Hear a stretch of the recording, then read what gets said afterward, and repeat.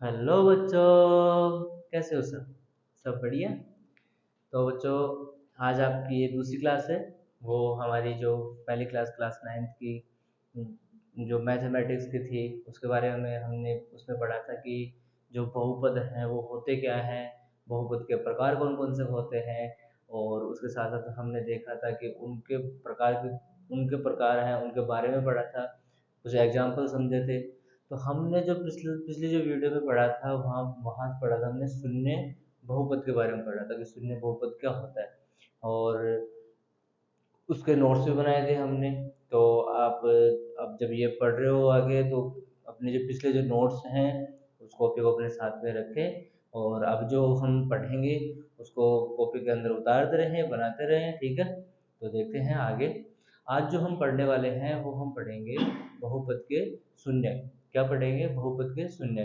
क्योंकि बहुपद का हम मान देखें, बहुपद का अगर मान की बात करें, तो बहुपद का मान क्या होता है वो भी पढ़ेंगे, और बहुपद के शून्य क्या होते हैं वो भी पढ़ेंगे।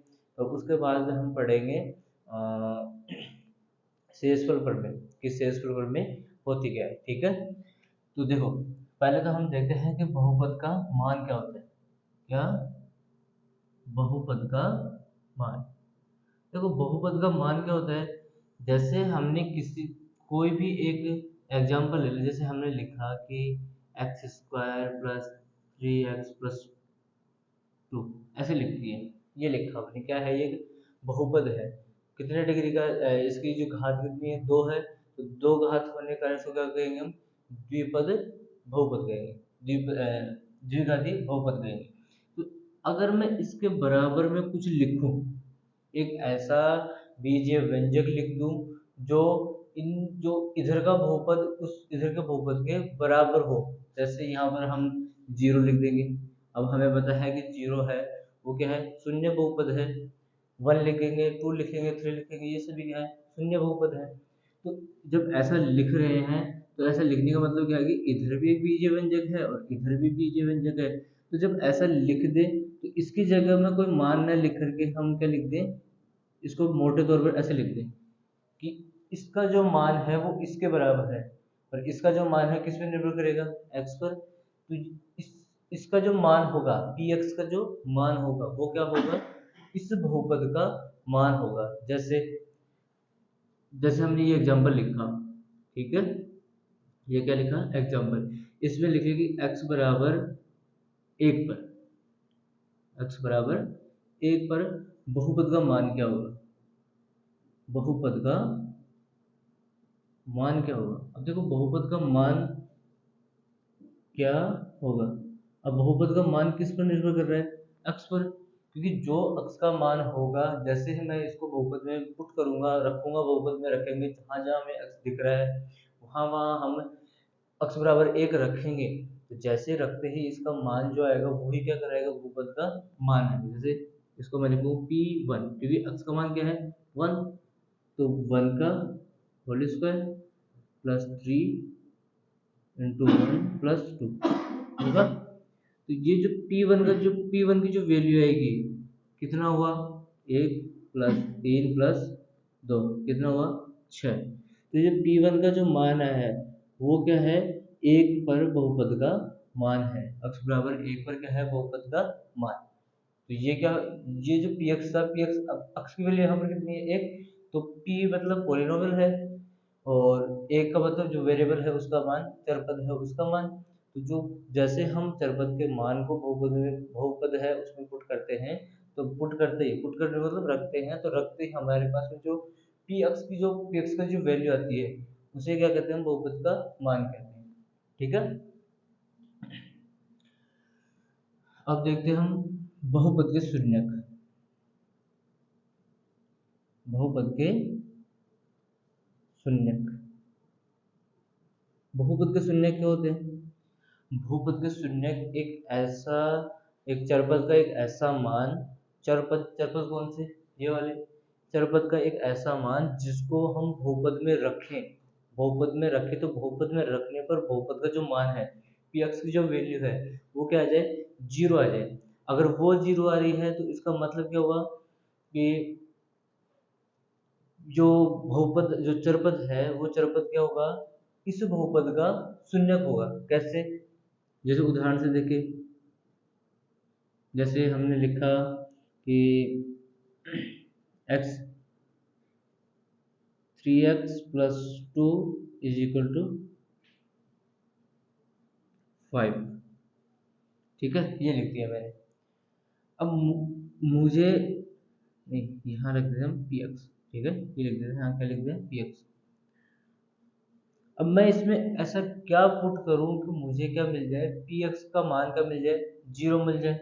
अब पी एक्स का मान 0 कब होगा, तो मान लेते हैं, हमें पता तो नहीं है कि पी एक्स का मान क्या रखे 0 आएगा, लेकिन मान लिया कि पी एक्स बराबर क्या है, 0 है। जब पी एक्स बराबर 0 हो गया तो इसके बराबर भी क्या होगा, 0 होगा। 3x प्लस 2 बराबर भी क्या हो जाएगा, 0 होगा। तो यहाँ से जो x की जो वैल्यू आएगी वो इस बहुपद का क्या होगा, शून्यक होगा। क्या होगा, शून्यक। अब यहाँ से मान निकालने का मतलब क्या हुआ कि यहाँ जो चरपद है उसको एक तरफ रखेंगे और जो अचर पद हैं उनको दूसरी तरफ भेज देंगे। तो प्लस के 2 को जैसे शून्य की तरफ भेजा तो क्या होगा, माइनस का 2 हो जाएगा, होगा माइनस का 2 हो गई।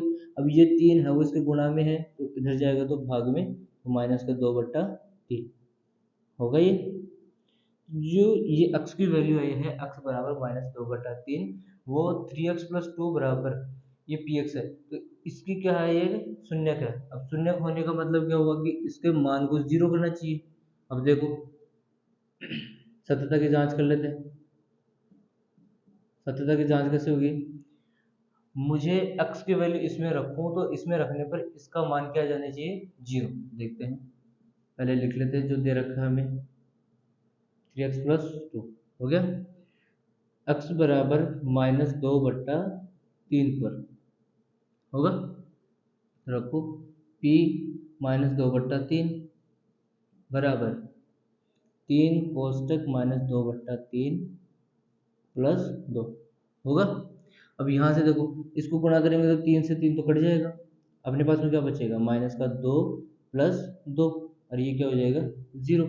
मतलब पी एक्स का मान क्या आ गया, 0। एक्स का मतलब क्या हुआ, -2/3। ठीक है, तो जब x के मान को इस बहुपद में रखा और बहुपद में रखने पर बहुपद का मान क्या आ गया, 0 आ गया, तो उस जो चरपद है उसका जो मान होगा वो क्या कहलाएगा, इस बहुपद का शून्य कहलाएगा। शून्य किसे कहेंगे, इसे। क्यों कहेंगे, क्योंकि बहुपद में हमने रखा तो बहुपद में रखने पर बहुपद का मान क्या है, शून्य है। ठीक है, तो ये क्या होंगे, इसके शून्य होंगे। अब ये तो शून्य था, और शून्य किस पे था, ये हमने पढ़ा था कि ये कैसा बहुपद है, एक रेखिक बहुपद है कि नहीं। क्योंकि अगर घात के आधार पर देखें तो इसमें एक घात है, इसलिए इसको क्या बोलेंगे, रेखिक बहुपद, जो हमने पिछली क्लास में पढ़ लिया इनके बारे में सारा। अगर द्विघात बहुपद हो तब क्या करेंगे, जब द्विघात बहुपद होता है तो अगर उसके शून्य ज्ञात करने हैं तो हमें क्या आना चाहिए, उसका फैक्टर करना आना चाहिए। फैक्टर करने का मतलब होता है उसके गुणनखंड करना आना चाहिए। अब गुणनखंड करके ही हम उसके शून्य ज्ञात कर सकते हैं। अब गुणनखंड कैसे करते हैं वो देखते हैं। ठीक है, इसको साफ कर लेते हैं।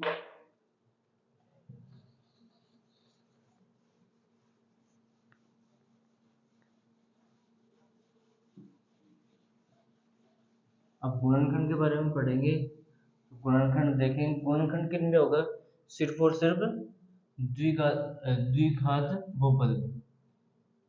अब द्विघात बहुपद के बारे में हमने पढ़ा था कि द्विघात जो बहुपद होता है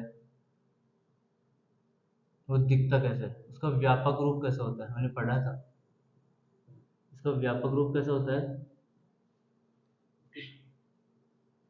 a x square plus b x plus c के रूप में होता है। पढ़ा था हमने, क्या होता है, a x square plus b x plus c के रूप में होता है। जब ये, अगर इसी रूप का मैं एक एग्जांपल लूँ, जैसे x square plus 5x plus 6, ये है। ठीक है, और मुझे कहे कि दिए गए बहुपद के शून्यांक ज्ञात कीजिए। अब शून्यांक ज्ञात करने के लिए शून्य शेषफल प्रमेय होती है। शेषफल प्रमेय शून्य ज्ञात करने के लिए हमें क्या करना चाहिए, इसका गुणनखंड करना चाहिए। अब गुणनखंड करने के लिए हम पहले क्या करेंगे, माना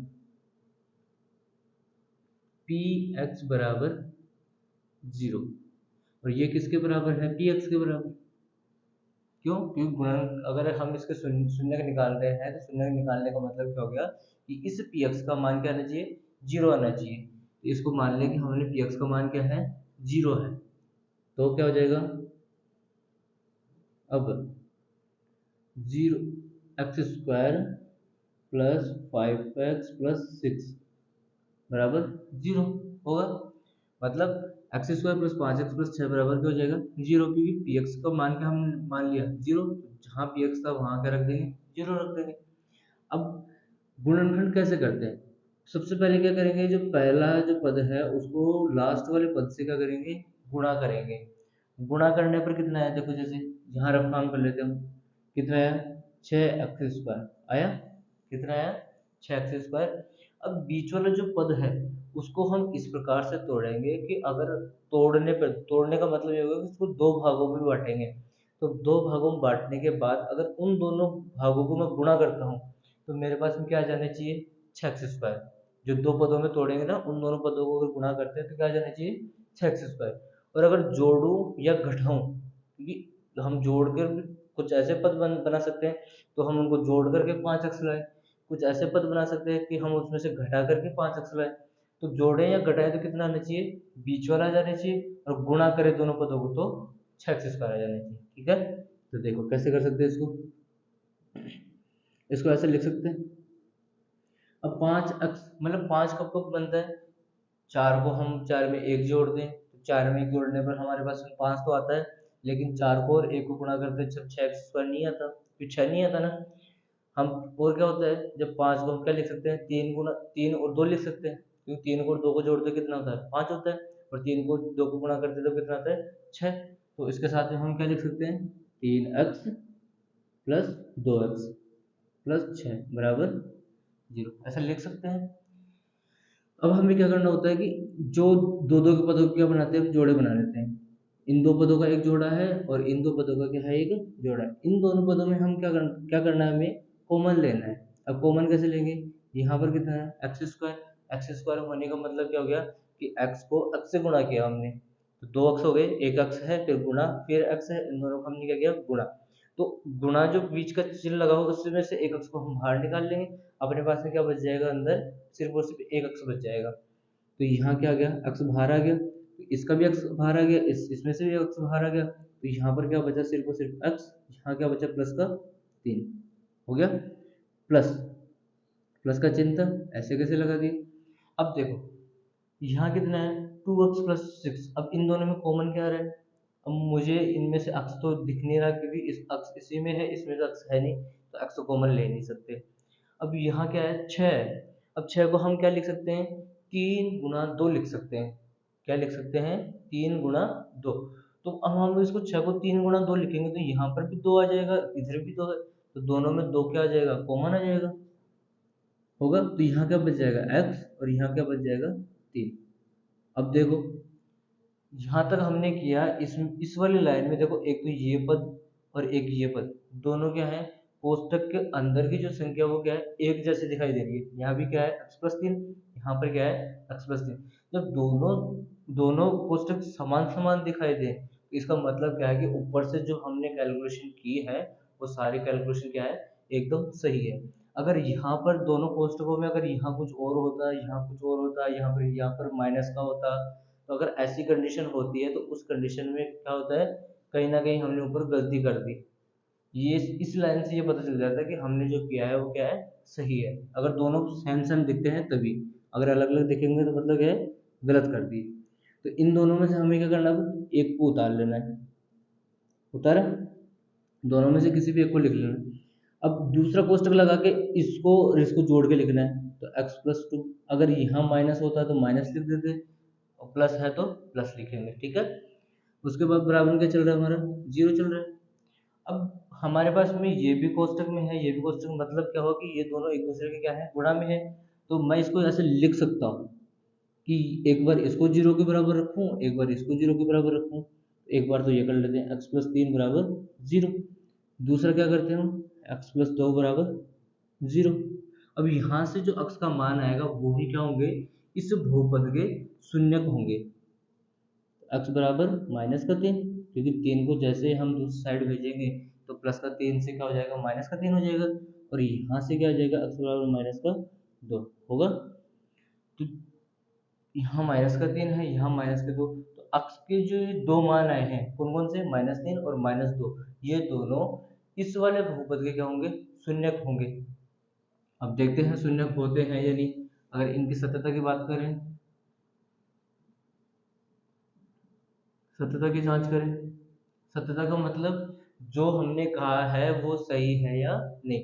अगर सही होगा तो px की वैल्यू 0 आ जाएगी, अगर 0 नहीं आती है तो मतलब ये क्या है, सारा गलत है। तो देखते हैं, जो दे रखा है पहले वो लिख लेते हैं। px बराबर x² प्लस 5x प्लस 6।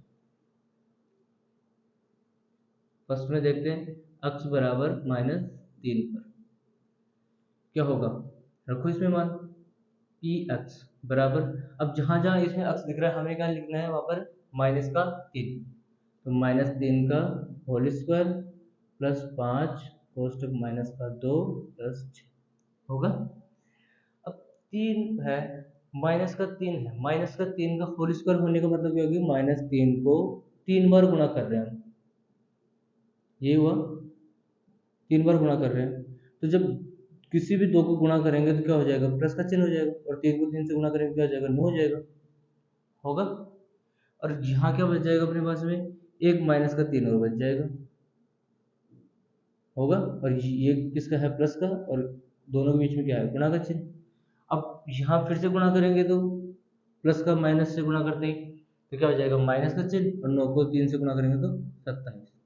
या तो आप ऐसे कर लो, और अगर सीधा सीधा करें तो पता कैसे करेंगे, अगर घात के ऊपर घात के रूप में अगर सम संख्या है, यहाँ क्या है, सम संख्या, और अंदर क्या है, विषम संख्या।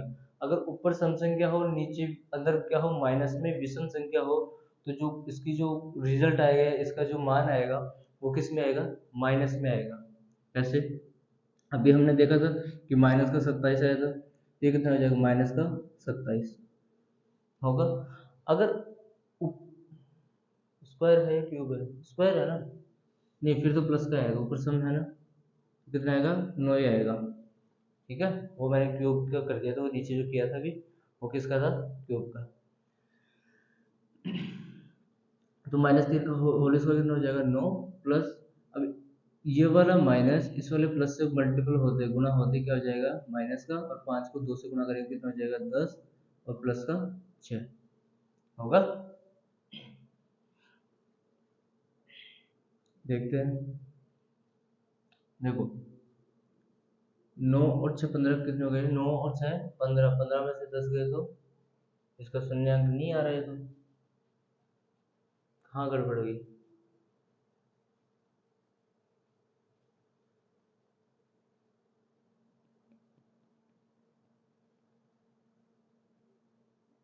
रोकना है उसको, अच्छा यहाँ गलती कर दी हमने, यहाँ क्या आएगा, 3 आएगा, ठीक है। तो इसको जैसे गुणा करेंगे तो कितना हो जाएगा, माइनस का 15 और प्लस का 6।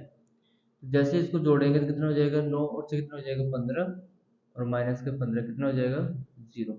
तो पी एक्स की वैल्यू अपने पास में क्या आ गई, 0। मतलब क्या हुआ कि जो दिया हुआ पॉलिनोमियल है उसका एक शून्य तो क्या है, x बराबर -3। दूसरा शून्य कौन सा होगा, देखो x बराबर -2 पर। अब x बराबर -2 पर देखें तो जहां जहां x है हमें क्या लिखना है, -2, तो -2 का होल स्क्वायर प्लस 5 -2 प्लस 6 होगा। यहाँ से करेंगे तो क्या हो जाएगा, -2 का होल स्क्वायर, ऊपर घात क्या है, सम है, तो क्या आ जाएगा, प्लस का, और 2 का स्क्वायर कितना होता है, 4, प्लस इस प्लस को इस माइनस से गुणा करेंगे तो क्या आ जाएगा, माइनस 5 दूनी 10, और प्लस का 6, 4 और 6 कितना हो गया, 10, और माइनस का 10 कितना हो गया, 0। मतलब फिर से पी एक्स की वैल्यू क्या आ गई, पी एक्स का मान क्या आ गया, 0। मतलब ये भी क्या है, इसका एक शून्यांक है। तो ये क्या थी, सत्यता की जांच कि दिया गया कथन सही है या नहीं है। ठीक है, तो ऐसे करते हैं सत्यता की जांच। अब हम आगे देखते हैं, ये तो क्या था, बहुपद के शून्यंक निकालना, कि बहुपद के शून्यंक कैसे निकालते हैं। अभी हमने पढ़ा कि रेखीय, अगर रेखीय बहुपद है तो रेखीय बहुपद को जो दे रखा है बहुपद, उसको पहले पी एक्स के बराबर मानेंगे, फिर पी एक्स के बराबर मानने के बाद में हम क्या करेंगे, उसमें से पी एक्स को, पी एक्स के जो पी एक्स है उसको जीरो के बराबर मानेंगे, और फिर वहां से जो बहुपद दे रखा है उसको जीरो के बराबर करके वहां से एक्स का मान निकाल लेंगे। जो एक्स का मान होगा वही उस बहुपद का शून्यंक होगा। अगर द्विघात बहुपद है तो द्विघात बहुपद में हम पहले इसको पी एक्स के बराबर मानेंगे, और पी एक्स है वो किसको किसके बराबर मानेंगे, जीरो के बराबर। फिर इस बहुपद को हम जीरो के बराबर करेंगे, और यहाँ से इसका क्या करेंगे, हम गुणनखंड करेंगे। जो इसके गुणनखंड आएंगे वही क्या कहलाएंगे, इसके शून्यंक कहलाएंगे। सततता की जांच करनी हो तो ऐसे कर सकते हैं। कैसे, कि जो गुणनखंड आए हैं उन गुणनखंड को एक एक बारी बारी से क्या करेंगे, बहुपद में रखेंगे, और बहुपद में रख करके देखेंगे कि अगर पी एक्स का जो मान है वो जीरो आ रहा है या नहीं आ रहा। अगर जीरो आ रहा है तो वो शून्यक होंगे, वरना नहीं होंगे। ठीक है, तो ये तो थे आपके शून्यक, बहुपद का शून्यक हमने पढ़ा। अब जो हम पढ़ेंगे वो होगा शेषफल प्रमेय। क्या होगी, शेषफल प्रमेय। एक, देखो शेषफल प्रमेय का मतलब क्या होता है, आपने सिंपल सा भाग दिया होगा कभी, जैसे 5 में 6 का भाग देते हैं, या फिर 30 में 5 का भाग देते हैं। देखो देखते हैं शेषफल प्रमेय। उससे पहले एक एग्जांपल देखते हैं, समझते हैं उसको होता क्या है। देखो, आपने ये तो किया होगा, सभी ने किया होगा ये तो। कैसे, जब मैं 5 का इसमें भाग देता हूँ तो मुझे 6 बार बोलना पड़ता है पाड़ा, और कितना आ गया, 30 आएगा, और इसको क्या करते हैं हम, जीरो, ऐसे करते हैं। इसको हम, कहने का मतलब हम क्या कर रहे हैं कि 30 को हम ऐसा लिख रहे हैं, कितना, 5 गुणा 6 प्लस का जीरो, ऐसा लिख रहे हैं। क्यों, देखो इसको फिर से गुणा करें तो 30 आ रहा है, 30 में जीरो जोड़ते फिर से 30 ही आ रहा है, आ नहीं रहा। तो मतलब इस 30 को हम क्या कर रहे हैं, इसके और इसके रूप में लिख रहे हैं, इसके और इसके गुणा के रूप में लिख रहे हैं। कब, जब नीचे शून्य है। ठीक है, अगर कुछ और होगा तो यहाँ लिख देंगे, जैसे मान लो अगर यहाँ ऐसा आ जाए, 31 में आपने 5 का भाग दिया तो वही 6 आएगा, 30 बार 30 आ जाएगा, एक बच जाएगा अपने पास में। इसको 31 को क्या लिखते हैं हम, 5 गुणा 6 प्लस का 1, तो वही देख लो आ रहा है 31। तो कहने का मतलब क्या है, कि जो जिसका भाग दे रहे हैं और भाग देने पर जो आया है उन दोनों को गुणा करें, और जो शेषफल है उसको जोड़ दें, तो अपने पास में भाग देने वाली संख्या आ जाएगी, जिसमें हम भाग दे रहे हैं वो आ जाएगी। इसी को क्या कहते हैं हम, शेषफल प्रमेय कहते हैं। ये शेषफल प्रमेय कहाँ लगेगी, जो यहाँ तो क्या है, सारे अंकीय मान है गणितीय मान है। अगर इन सभी को हम चरपद, सेम ऐसा मेथड अगर हम चरपदों पर लागू करें तो उसको क्या कहेंगे हम, शेषफल प्रमेय कहेंगे। कैसे, देखो देखो क्या है ये, शेषफल प्रमेय। ठीक है, देखो आप जब भाग देते हैं तो उसमें 4 भाग होते हैं। 4 भाग मतलब, भाग तो एक ही होता है और उसके 4 पार्ट होते हैं। जिसमें भाग देते हैं उसको क्या कहते हैं हम, भाज्य। क्या बोलते हैं, भाज्य बोलते हैं। जिसमें हम भाग करें, जैसे अभी हमने 30 में भाग दिया था, 31 में भाग दिया था, तो वो क्या है, भाज्य। जिसका भाग दे रहे हैं उसको क्या कहते हैं, भाजक। क्या कहते हैं, भाजक। अब जैसे हमने अभी जो देखा था उसमें 5 था, 5 का भाग दे रहे थे, तो 5 वहाँ क्या था, भाजक।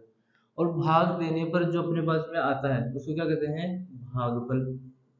क्या कहते हैं, भागफल। जैसे अभी पिछले भाग में दिया था, वहां पर 6 आ रहा था भाग देने पर, क्योंकि 5 का पहाड़ा हमने बोला, 30 आया कितनी बार बोलने पर, 6 बार बोलने पर, तो 6 है वो क्या था, भागफल था। और नीचे हमारे पास में जो बचता है वो क्या बचता है, शेषफल। क्या बचता है, शेषफल। जैसे अभी 0 भी आया था, 1 भी आया था, तो इन चारों में एक संबंध होता है। इन चारों का जो संबंध होता है उसी को क्या कहते हैं, शेषफल प्रमेय। कैसे, इनका संबंध क्या है, कि भाज्य, भाज्य को कैसे प्राप्त कर सकते हैं, भाज्य को कैसे प्राप्त करेंगे, जब भाजक को भागफल से गुणा करें, और शेषफल उसमें जोड़ दें, अपने पास में क्या आ जाएगा, भाज्य आ जाएगा। ठीक है। अब इतना बड़ा तो लिख नहीं सकते कि हर जगह हम भाज्य लिखे, भागफल लिखे, शेषफल लिखे, इतना तो हम लिख नहीं सकते। इसलिए इन सभी को एक चिन्हों के रूप में लिखते हैं। जैसे इसको लिखते हैं हम पी एक्स के रूप में, क्योंकि हमारा जो पोलिनोमियल होता है, जो बहुपद होता है, उसको हम पी एक्स से दर्शाते हैं, क्योंकि बहुपद का मान है तो लिखना है हमें यहाँ पे, तो क्या हो जाएगा पी एक्स।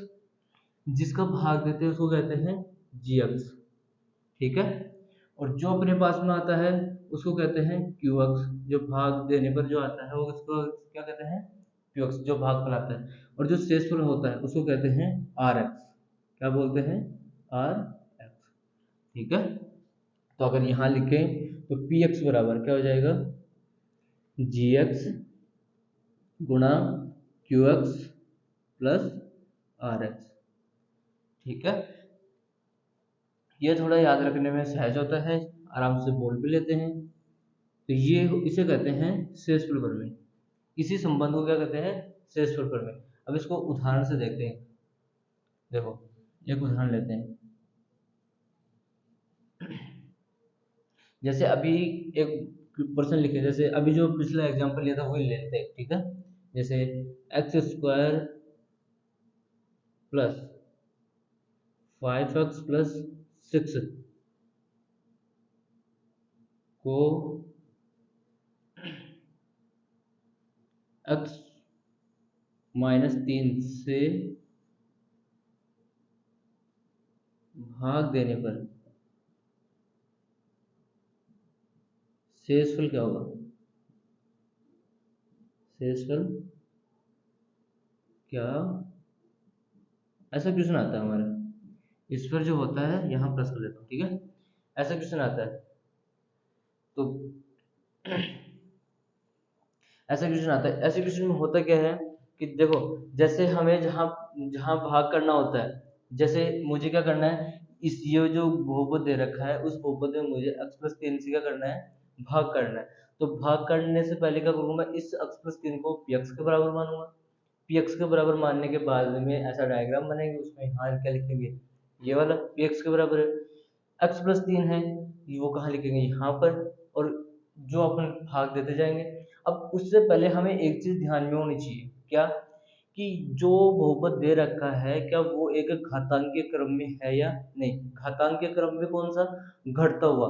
जैसे यहाँ देखो अक्स की घात क्या है, 0, क्योंकि अक्स की घात 0 होती है उसका मतलब क्या होता है, 1। तो 1 को 6 से गुणा करेंगे 6 आएगा, तो यहाँ पर कोई घात नहीं है। ठीक है। अब यहाँ पर क्या है, अक्स की घात 1 और उससे बड़े अक्स की घात 2। अब ये तो क्या है, एक क्रम में है। अगर नहीं होता है तो पहले पद में हम क्या करते हैं, उसको घातीय रूप में दिखाते हैं। अब ये क्या है, अक्स प्लस 3। अब अक्स प्लस 3 में भी यहाँ पर जिसका भाग दे रहे हैं क्या वो भी एक घात के घटते हुए क्रम में है या नहीं। तो घटते क्रम में है, तो इसको कहीं जचाने की जरूरत नहीं है। तो क्या आ जाएगा, देखो क्या लिखेंगे, x प्लस 3 जिसका हम भाग दे रहे हैं, और क्या आ जाएगा, x का स्क्वायर प्लस 5x प्लस ये होगा। अब देखो सबसे पहले भाग कैसे करेंगे, जो अपने पास में है, क्योंकि हमें जैसे जैसे हम भाग में बढ़ते जाएंगे तो हमें पहला पद इसका क्या करना, काटना पड़ेगा। काटेंगे तभी अपने पास में मान आएंगे। तो हमें क्या, कुछ मैं कुछ ऐसा करूं, इसको कुछ ऐसे संख्या से गुणा करूं कि मेरे पास में पहला पद आ जाए। अब मैं x को किससे गुणा करूँ कि एक्स स्क्वायर बन जाए, x से। तो जिससे गुणा करेंगे उसको यहाँ लिखेंगे। अब यहाँ लिखने का मतलब क्या होगी, ये वाली संख्या है वो पूरी इससे पूरी संख्या से क्या होगी, गुणा होगी। x को x से गुणा किया तो x का स्क्वायर हुआ। अब x को मैं 3 से गुणा करूंगा तो क्या लिखूंगा, 3x, और किसका, प्लस का। अब देखो अगर मान लो यहाँ मैं 5 लिखता फिर इसको गुणा करता, तो यहाँ क्या होता, 5 को अगर 3 से गुणा करेंगे तो 15 होगा। तो 15 को फिर इसके नीचे नहीं लिखते, यहाँ लिखते। और 5 को हम x से गुणा करते तो फिर 5x के नीचे लिखते। कहने का मतलब क्या है कि जिसकी जितनी घात है उसको उसी के नीचे लिखनी है। जैसे यहाँ पर x की घात 2 थी तो x की घात 2 के नीचे लिखे, इसकी घात 1 थी तो 5x की घात 1 इसी के नीचे लिखे। अगर नंबर वैल्यू आती तो उसी के यहाँ लिखे। ठीक है। अब क्या करेंगे, इनके चिन्ह चेंज कर देंगे, चिन्ह परिवर्तन कर देंगे, तो ये कट जाएगा। यहाँ क्या बच जाएगा अपने पास में 2x। क्यों? क्योंकि 5x प्लस का है और ये किसका हो गया माइनस का, तो माइनस का होने का मतलब ये प्लस का नहीं रहा, किसका हो गया माइनस का, तो 5x में से 3x घट जाएंगे, कितना आ जाएगा 2x और प्लस का 6 होगा। अब देखो ये आ गया। अब मैं ऐसा क्या करूँ कि मेरे पास में यहाँ पर क्या आ जाए 2x आ जाए, क्योंकि मुझे पहली टर्म काटनी है, तो किससे गुणा करेंगे 2 से, और वो भी किसका चाहिए हमें प्लस का 2 चाहिए, क्योंकि अगर यहाँ माइनस होता तो यहाँ माइनस का 2 लेते। अब यहाँ क्या प्लस का है तो इसलिए प्लस का 2। अब इस प्लस के 2 को इससे क्या करेंगे गुणा करेंगे, तो गुणा करेंगे तो क्या हो जाएगा 2x, 2x हो जाएगा, और इसको 3 से गुणा करेंगे तो प्लस का 6, और इनको चिन्ह चेंज करेंगे तो क्या हो जाएगा कट जाएगा, और क्या आ जाएगा 0। ठीक है, ये क्या आ गया 0। तो कहने का मतलब क्या हुआ कि इन सभी को अगर हम देखें एक तरीके से, अगर इसी फॉर्म में लिखें तो कैसे लिखेंगे, x square plus 5x plus 6 बराबर, देखो क्या क्या लिखेंगे, किससे भाग कर रहे हैं x प्लस 3 से, कितना आया x प्लस 2, और शेषफल क्या रहा 0। अब अगर मैं इसको गुणा कर लूं तो गुणा करने पर अगर मेरे पास में ये आता है, उसका मतलब क्या है कि ये अपना क्या है सही है। देखते हैं, इसको गुणा करेंगे तो एक्स स्क्वायर, एक्स से एक्स को गुणा किया तो एक्स स्क्वायर हो गया, एक्स को 2 से गुणा करेंगे तो 2x हो जाएगा, प्लस एक्स को इससे गुणा करेंगे तो 3x, और 3 को 2 से गुणा करेंगे 6, कितना हो गया x square plus 5x plus 6। Same as it is आ रहा है, मतलब क्या आपने भाग क्या आपने सही है।